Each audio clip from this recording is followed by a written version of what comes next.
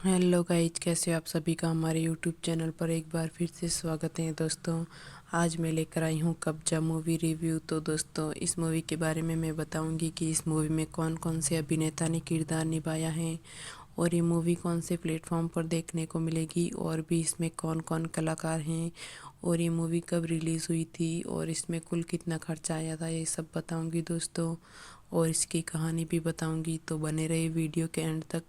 दोस्तों, आपने अभी तक मेरा यूट्यूब चैनल सब्सक्राइब नहीं किया है तो ज़रूर सब्सक्राइब कर लीजिए और नीचे कमेंट करके ज़रूर बता दीजिए कि कैसा लगा ये वीडियो।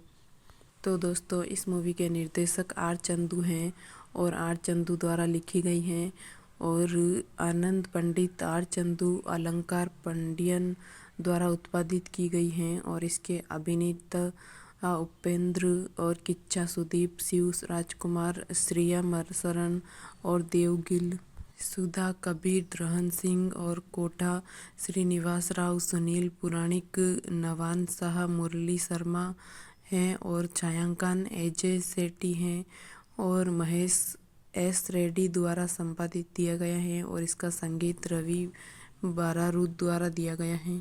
और इसकी उत्पादन company Anand Pandit motion picture, Shri Siddheshwar enterprises, Invenio origins द्वारा की गई हैं और Kichcha cinemas Kannada, Anand Pandit motion pictures द्वारा वितरित की गई हैं।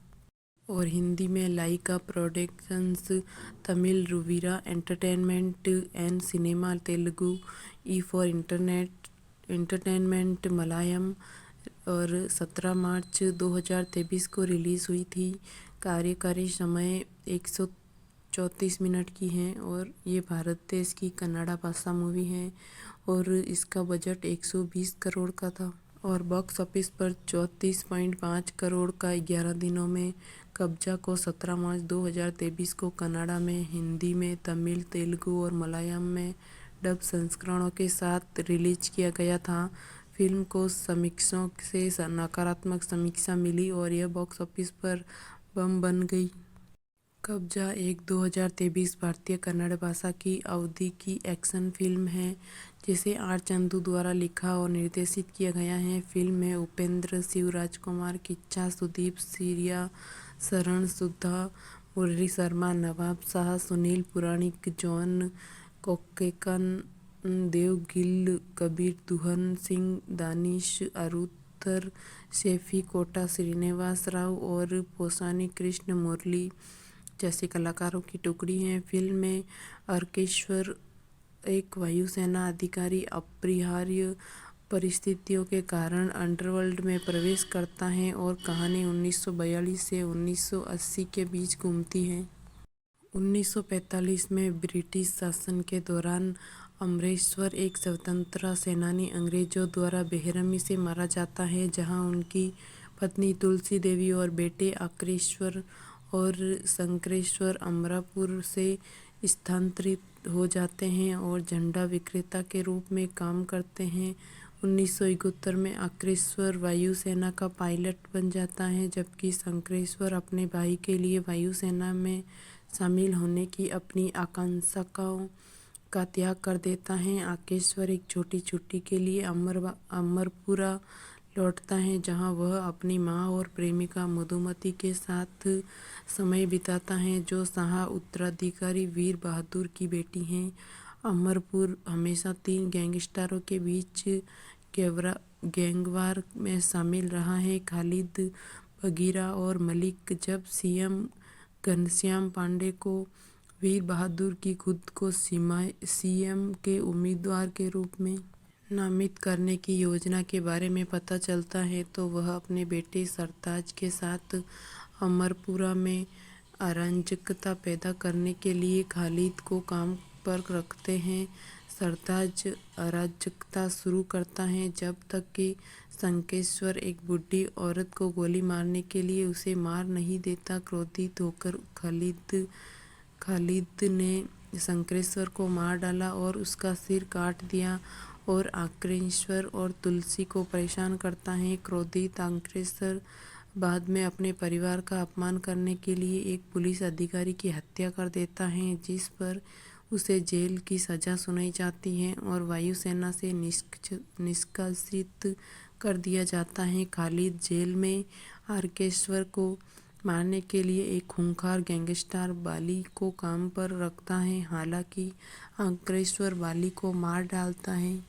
खालिद से छुटकारा पाने के अवसर को भांपते हुए वीर बहादुर ने आक्रेश्वर को जमानत दे दी। खालिद आक्रेश्वर के खिलाफ एक हिट का आयोजन करता है, लेकिन आक्रेश्वर ने खालिद के आदमियों को खत्म कर दिया और खालिद को मार डाला। इस प्रकार शंकरेश्वर की मौत में न्याय की मांग की और बेंगलोर अंडरवर्ल्ड के अगले अपराध मलिक बनने में उनकी भूमिका को चिन्हित किया। हालांकि आक्रेश्वर के लिए मुसीबत खड़ी हो जाती है क्योंकि उसे मलिक और बगीरा से निपटना पड़ता है। वीर बहादुर चुनाव जीतते हैं और मुख्यमंत्री बनते हैं। मधुमती ने उन्हें आक्रेश्वर से शादी करने के अपने फैसले की जानकारी दी, लेकिन वीर बहादुर ने उनके फैसले और आक्रेश्वर का अनादर किया, जिससे वह उसके साथ भाग गई। आक्रेश्वर बगीरा और मलिक को मार डालता है और उनके साम्राज्य पर कब्जा कर लेता है, जहां वह रातों रात एक खूंखार गैंगस्टर बन जाता है। 1973 में आक्रेश्वर मधुमती उनके 2 बच्चों और तुलसी देवी के साथ पारिवारिक जीवन व्यतीत करते हैं। डीएसपी विक्रम आक्रेश्वर को गिरफ्तार करने की कोशिश करता है, लेकिन वह में उसके द्वारा मार दिया जाता है। अपनी पत्नी की सालगिरह पर मधुमती सुलह के लिए वीर बहादुर के पास जाती है, लेकिन वह उसे एक कोठरी में बंदी बना लेता है और उसे बताता है कि कैसे उसने बगीरा, खालिद और मलिक को नष्ट करने के लिए आक्रेश्वर को एक हथियार के रूप में इस्तेमाल किया। वह उसे यह भी बताता है कि उसने डीएसपी विक्रम को आक्रेश्वर को गिरफ्तार करने की कोशिश की, लेकिन कोई फायदा नहीं हुआ क्योंकि वह आक्रेश्वर के हाथों मर गया। वीर बहादुर फिल्म मधुमती को उसके बेटों से अलग कर देता है और उन्हें जिंदा जलाने के लिए आगे बढ़ता है। इस बीच आक्रेश्वर मधुमती और उनके बच्चों को लेकर चिंतित हो जाता है। वह अपने ठिकाने के बारे में जानने के लिए वीर बहादुर को फ़ोन करता है, लेकिन बाद में अपनी बटालियन के साथ कुर्ग पुलिस भार्गव बख्शी से घिर जाता है। जैसे ही वह उनके खिलाफ जवाबी कार्रवाई करने वाला होता है, सिद्धार्थ नाम का एक रहस्यमय गैंगस्टर अपने गिरोह के साथ आता है और बख्शी और आर्केश्वर दोनों पर अपने हथियारों का निशाना बनाता है, उन्हें निकाल देने का आदेश देता है और इस तरह अगली कड़ी का संकेत देता है।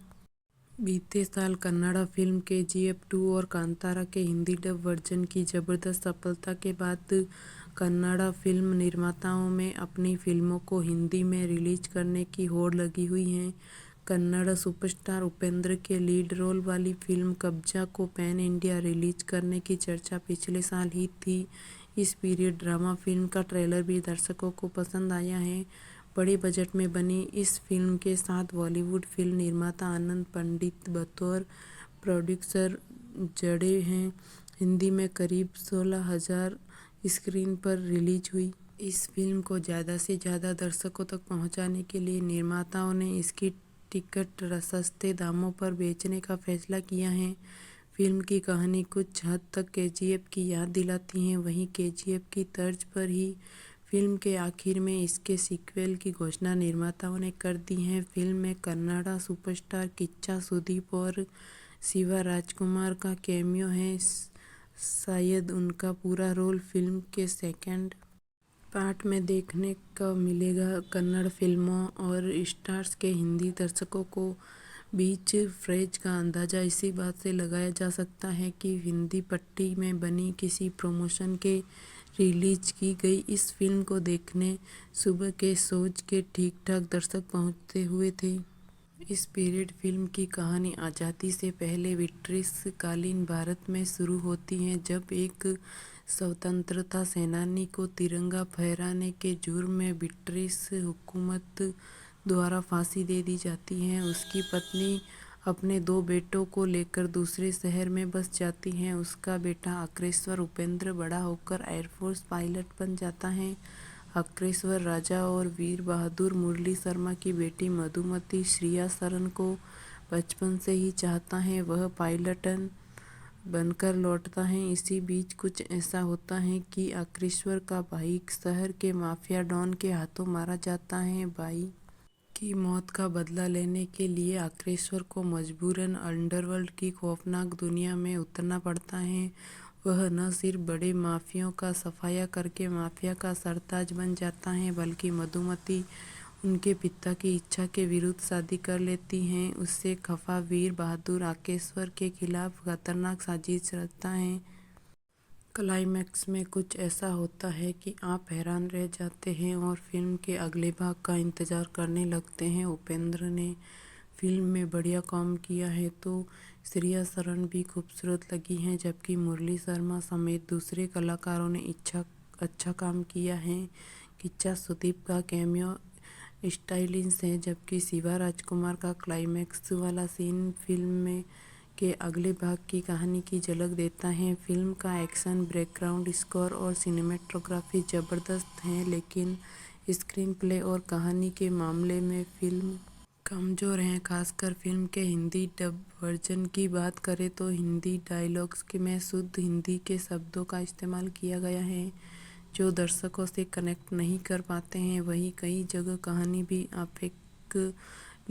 क्लियर नहीं हो पाती है। अगर फिल्म की कहानी थोड़ी और दमदार होती तो केजीएफ की याद दिलाने वाली फिल्म ज़्यादा दर्शकों को पसंद आ सकती थी।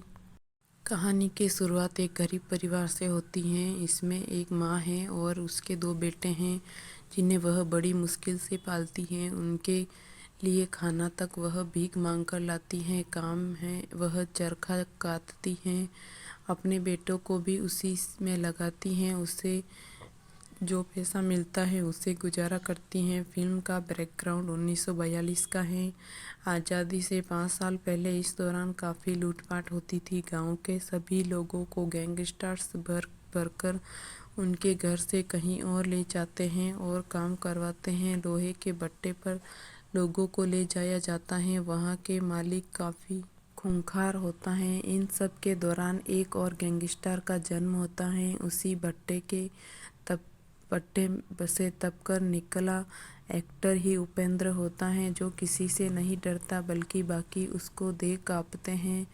फिर वह उस जगह को हथियाने के बादशाह बने। किच्चा सुदीप और उपेंद्र की लड़ाई होती है और वही श्रेया शरण इन दोनों के बीच मानो पिसती हुई दिखाई देती हैं।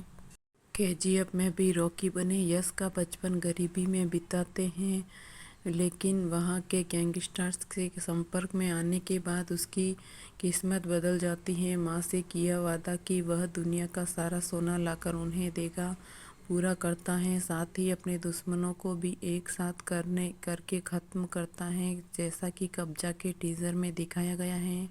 शुरू में दिखाया गया वो खाने का वाला सीन भी केजीएफ जैसा है, जब महिला अपने बच्चे के साथ डबल रोटी को बचाने की कोशिश करती हैं, लेकिन वह ज़मीन पर गिर जाता है। इतना ही नहीं, कब्जा और केजीएफ में जिस तरह रॉकी कार से एंट्री करता है, जैसे वह सिंगार मुंह में दबाए उसकी हेयर स्टाइल जैसे होती हैं, वह पूरा हूबहू उपेंद्र पर फिल्माया गया है। मतलब एक सेकंड के लिए आप भी गच्चा खा जाएंगे कि ये सच में है अलग कहानी है या फिर केजीएफ की सस्ती का। वे जब कब्जा थिएटर में रिलीज होगी तभी इस बारे में साफ हो पाएगा। 1945 में ब्रिटिश शासन के दौरान अमरेश्वर, एक स्वतंत्रता सेनानी, अंग्रेजों द्वारा बेरहमी से मारा जाता है, जहां उनकी पत्नी तुलसी देवी और बेटे अक्रेश्वर और शंकरेश्वर अमरपुर में स्थानांतरित हो जाते हैं और झंडा विक्रेता के रूप में काम करते हैं। 1971 में अक्रेश्वर वायुसेना का पायलट बन जाता है, जबकि शंकरेश्वर अपने भाई के लिए वायुसेना में शामिल होने की अपनी आकांक्षाओं का त्याग कर देता है। अक्रेश्वर एक छोटी छुट्टी के लिए अमरापुर लौटता है, जहां वह अपनी मां और प्रेमिका मधुमती के साथ समय बिताता है, जो सही उत्तराधिकारी वीर बहादुर की बेटी है। अमरपुर हमेशा तीन गैंगस्टरों के बीच गैंगवार में शामिल रहा है। खालिद, बगीर